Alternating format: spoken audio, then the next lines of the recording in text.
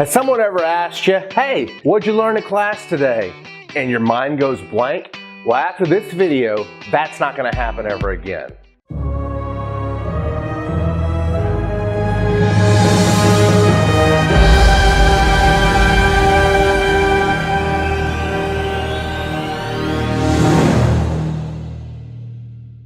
Hi, my name is Ron White. I'm a two-time USA memory champion, and I learned memory training when I was a college student, and I used it to remember what I learned from class. The first step to doing this is just to take notes in class.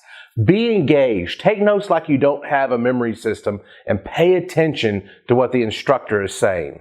Step number 2 on this is sometimes when I would take notes, I would have different colored highlighters or different colored pens, and I would make the different colors correspond to different topics in the class or different topics in my notes. The third thing that's always good to do is ask questions and be engaged. It helps you pay attention in class and really improves your understanding. Step number 4, I am no longer in classes in school, but I do take jujitsu. And after my jujitsu classes, do you know what I always do? I always talk with the people in my class and ask them what they thought about that move or that technique.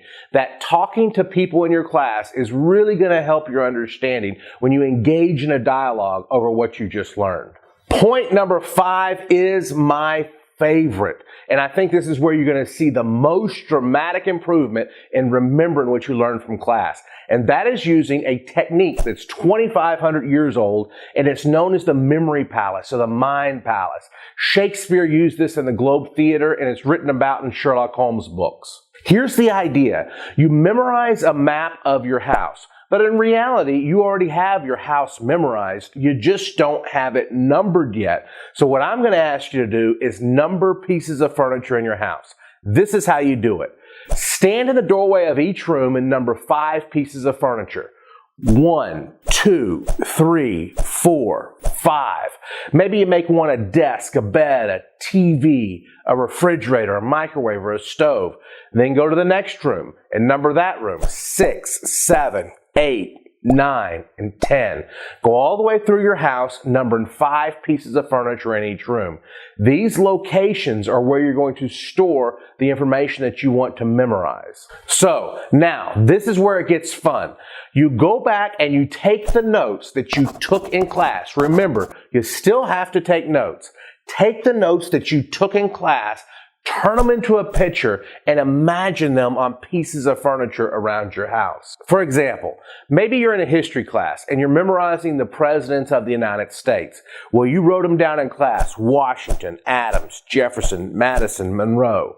Now all you have to do is go back to your notes and turn each one of those bullet points into a picture and see them on your furniture to memorize them.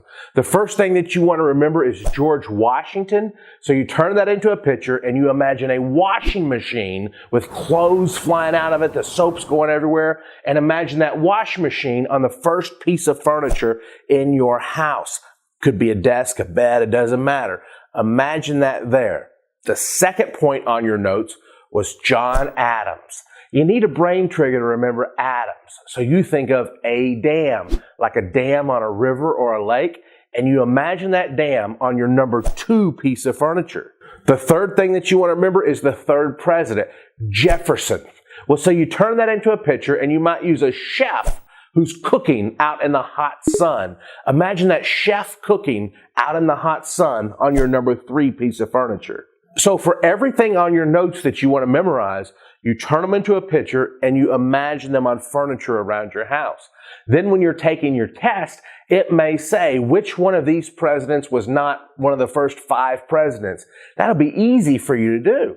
All you have to do is think of the first 5 pieces of furniture in your house and which was not listed on one of those pieces of furniture in your house.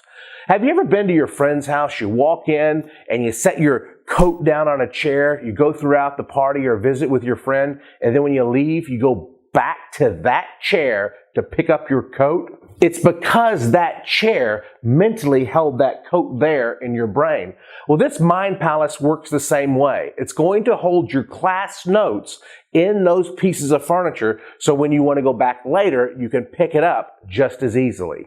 The last thing on remembering what you learned from class, use this Mind Palace, but review the information on the pieces of furniture the next day, review them in a week, and review them in a month to make sure that it's cemented in your long-term memory. Now, if you want to get more training on this Mind Palace method, which by the way, it is my favorite memory training method, it's going to make a dramatic improvement in your grades and learning and remembering what you learned in class. To get more training on my Mind Palace, click the link below or click the link right here to get this awesome training. All right, guys, I hope this helps you in remembering what you learned from class. Remember, don't forget to subscribe right here. Subscribe right here because you're always going to want to be the first to get our videos. Subscribe right here, and then remember to get your free training by clicking the link right here.